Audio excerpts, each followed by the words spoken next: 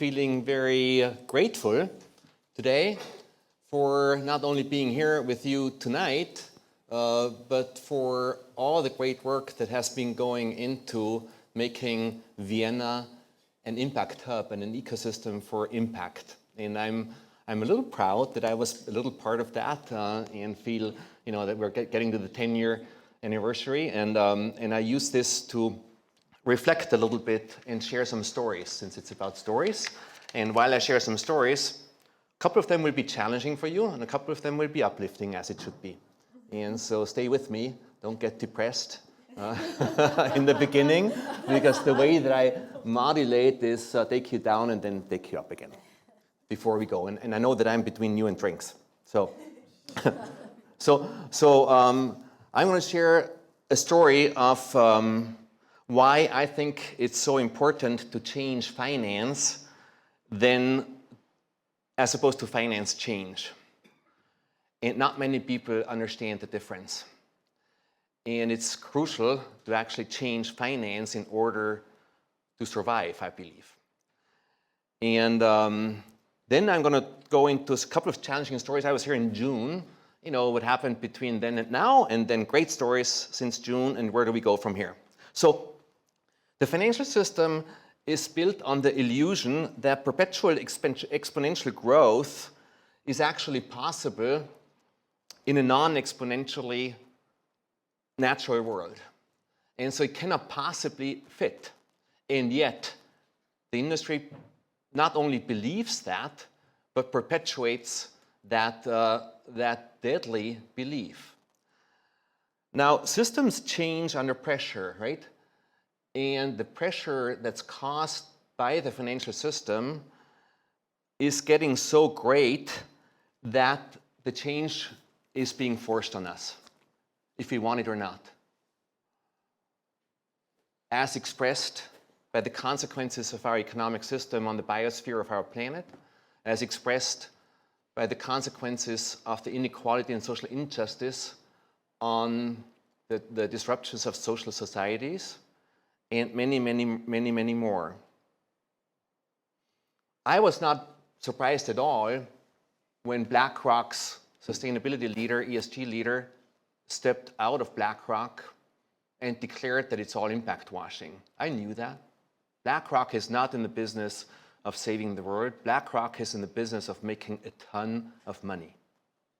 And only because the clients of BlackRock, the European pension funds, are putting pressure on Larry Fink and his crew, are they responding?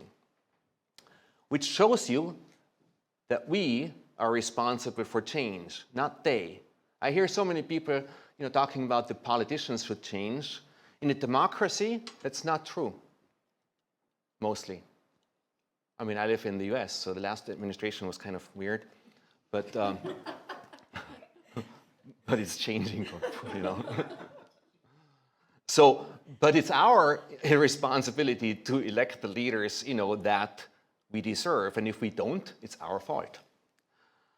So, are we at impact washing peak yet? No, I don't think so. I think the next few years are going to be even rougher on claiming impact. And while if you drill into it, it's just on the edges a little bit. It's make-believe, and it certainly is not changing the system. And how I started out, what my objective is to actually change the financial system and not use the financial system to change something else. So it became absolutely necessary to differentiate between these impact washers and impact. And so we have a choice. Either we coin a new terminology, or we need to qualify impact, right? In order to differentiate. I chose to qualify it with deep impact, like deep ecology, right? And deep ecology, Andre Nace, I think was the guy's name who coined that. He differentiated between the economy and deep impact and deep economy. I mean ecology, by saying deep ecology is non-anthropocentric. It's non-human centric.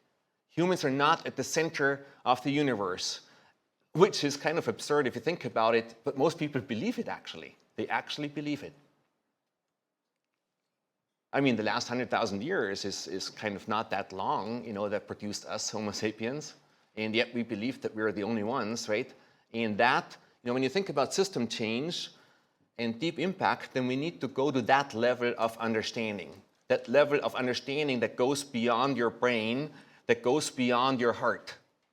Thoughts and feelings are on the same level of abstraction of humanity. Who you really are not your thoughts and not your feelings. And that's what we need to activate. If we're not able to activate that, then I suspect that we'll self-destruct. So, now the last bad news that I'm going to share with you, and then I'm going to switch, is I've reflected on some of the topics that we discussed today, and that I supported big time, and thought about the last 10 years. I've been in this business now for 20 years almost. And take social impact bonds. We heard about them.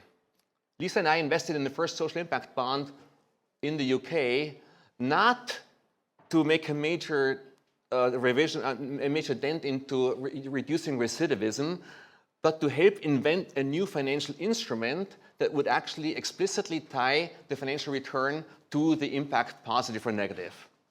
I thought that if we could create 10,000 of these, that we could actually securitize them and create an equity that goes up and down with the impact, right?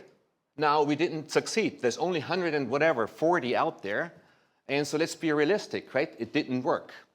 If working means that we actually change the system.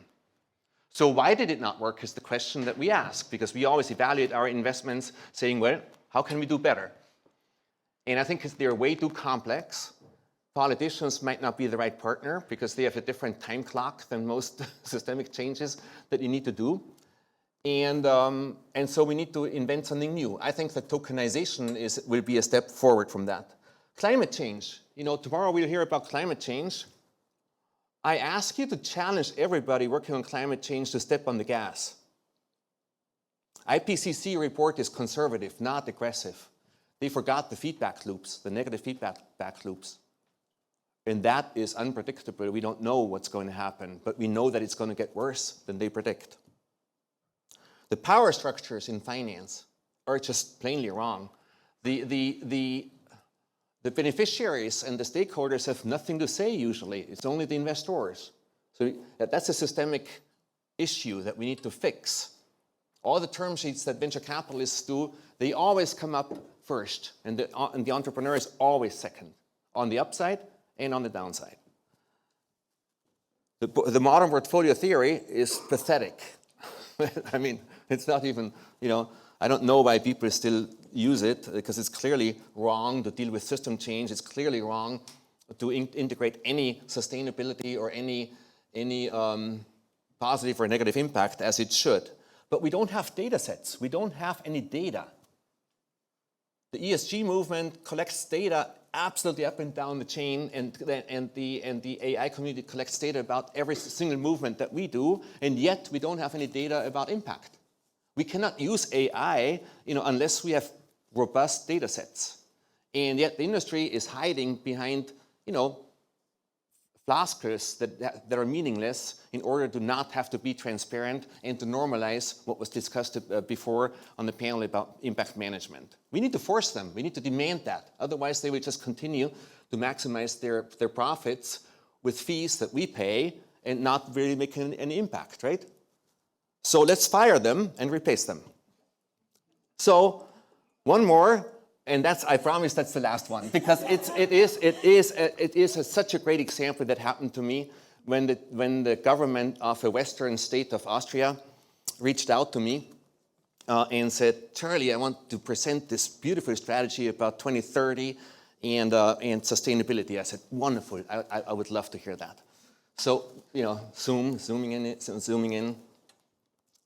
Okay, now, I see 55-year-old white man, similar to me, leading the charge of sustainability for that particular province of Austria.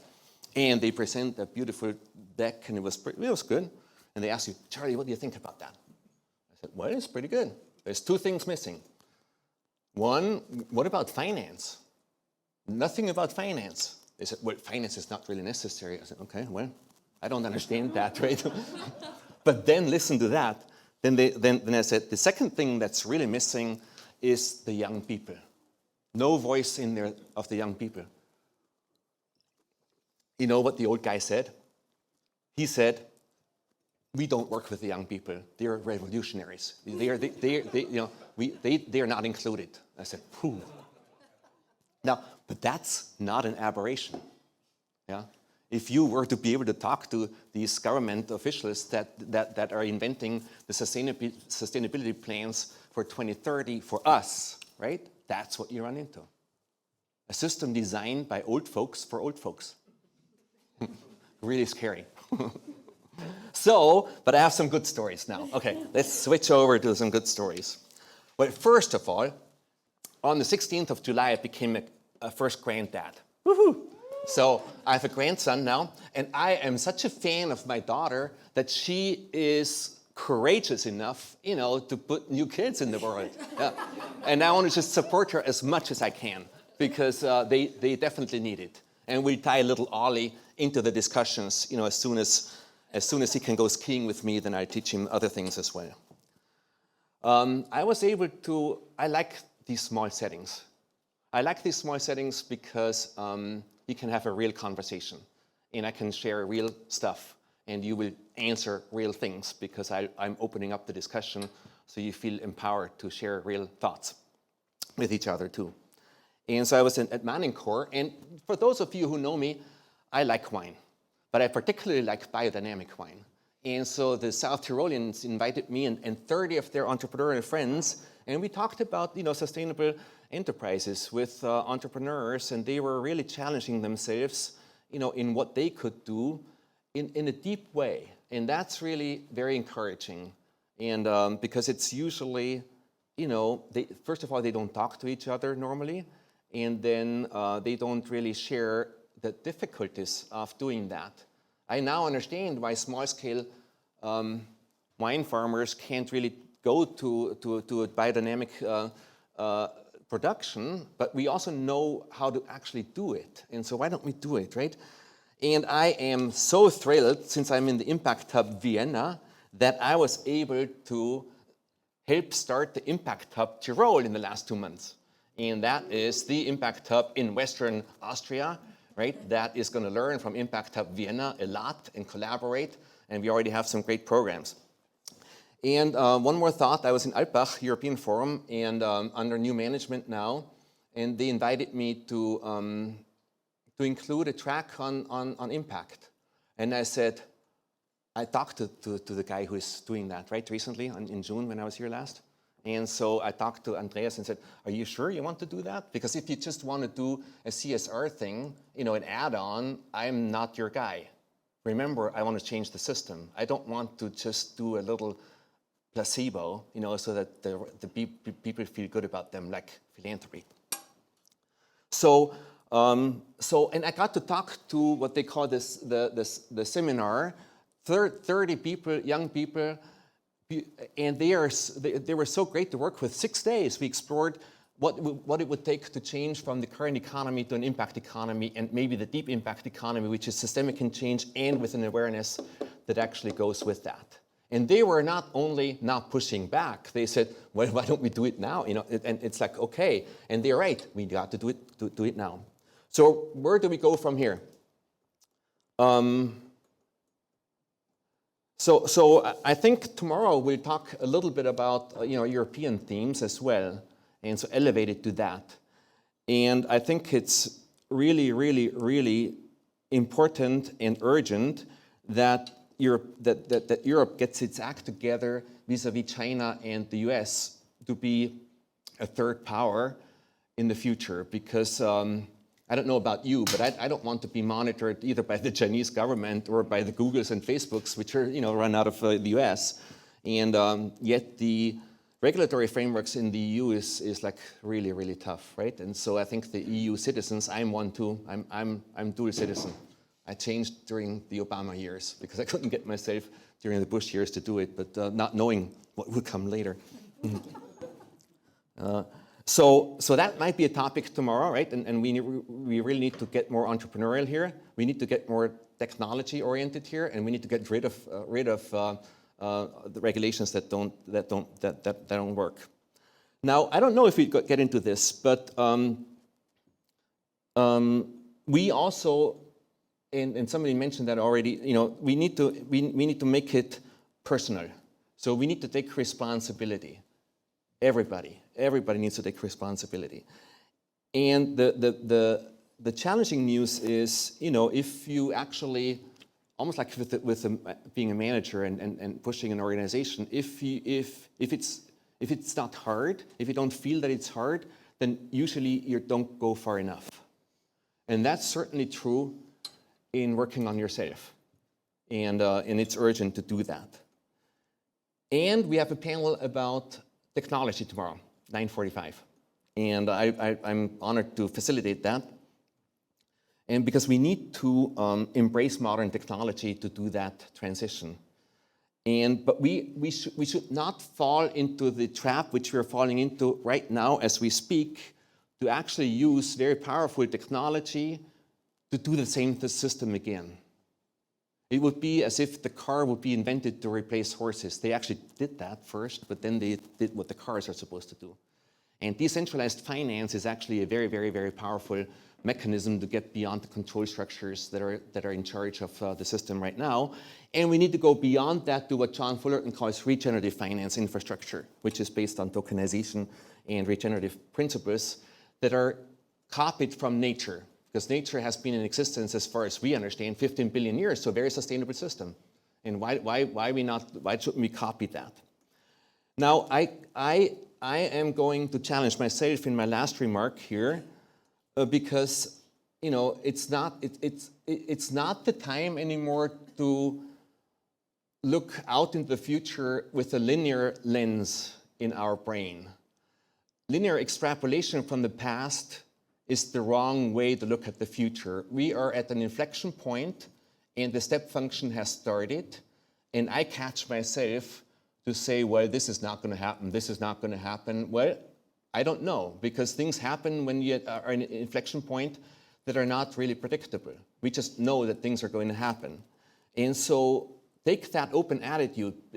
Don't get detached. I mean, every single projection that I looked at since 2001 about renewable energy was always wrong, was always too low. Every year it got faster and faster and faster. If you look back at the projections 15 years ago, they look awful and totally wrong, as they are.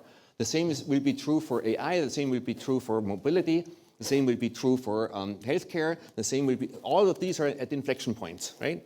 And so that is, so that's, if we don't get on it, then it's going to get rougher first. But that doesn't mean that we shouldn't make our contribution. We actually need to make our contribution, because that way we will not be in control, but we certainly will be seeing and experiencing the change from a vantage point that's not going to overwhelm us, and because we're going to be part of it, and because it's a natural progression as the system will try to get into an equilibrium again on a planetary scale, including humanity or not. And it is up to us. And as my wife Lisa likes to say, just, am I allowed to say that? Fucking do it. Anyway, you know what I mean. Thank you. Have a great evening.